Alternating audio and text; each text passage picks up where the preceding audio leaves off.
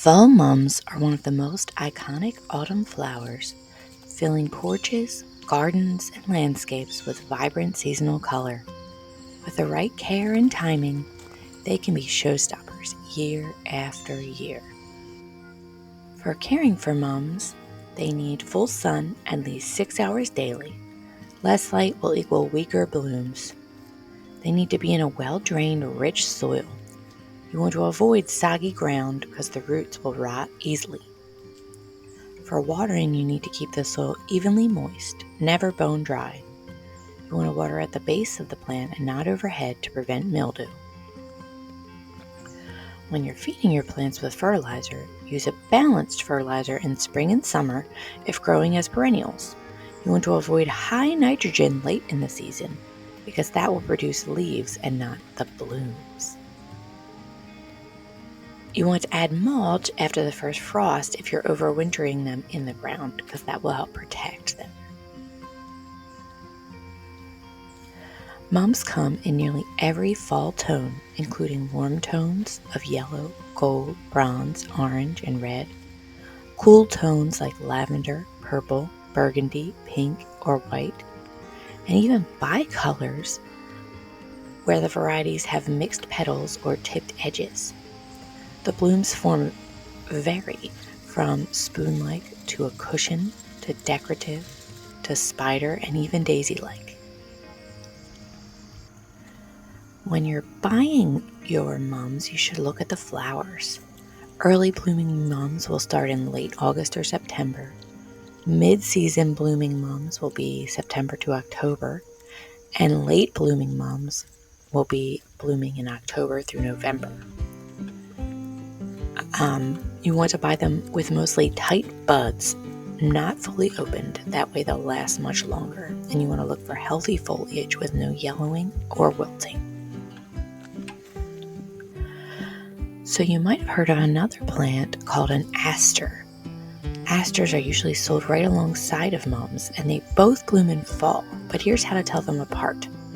Mums, or chrysanthemums, have larger flower heads, more variety in petal shape, thicker leaves with jagged edges, and strong, compact growth, while asters have more daisy-like flowers with thin petals. They're usually purple to blue with yellow centers. They have fine, narrow leaves and more delicate and airy in appearance. So, if you're debating planting your mums in the ground versus keeping them in pots, if you plant them in the ground, you have to plant in the spring for the best chance of winter survival. Fall planting is often too late for roots to establish. You need to water regularly and mulch before the frost. Cut the stems back 4 to 6 inches after the frost or leave on for winter protection. If you're keeping your mum in a pot, it's perfect for seasonal color displays on your porch. To protect it from frost, if you want it to last, move it to a sheltered location for the winter, and then it can be transplanted to the garden in the spring. Make sure you don't let it completely dry out in that sheltered location, though. Pruning your mums, especially if you have them in the ground or in a pot you've kept them alive, you need to prune them to shape them for the best flower growing, or pinching them back. That's essential for the full bushy plant. You want to start in late spring, like May to June, when the stems are about 6 inches tall, and you want to pinch or prune 1 to 2 inches from each stem tip. And you're going to repeat this every 3 to 4 weeks until early July. This encourages the mums to branch and more blooms to grow. You want to stop pruning by mid-July to allow the buds to set for fall. Regular pinching keeps the mums compact and prevents them from getting leggy or flopping over. I had this problem before where it got so tall it just flopped over. Hardy mums can survive winters in many zones, 5 through 9, but success depends on timing. Don't cut back immediately after flowering. Leave stems through winter to protect the crown.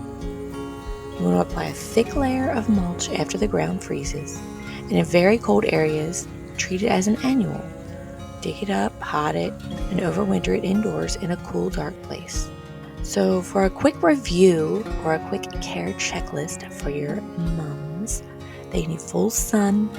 You want to keep the soil moist but not soggy.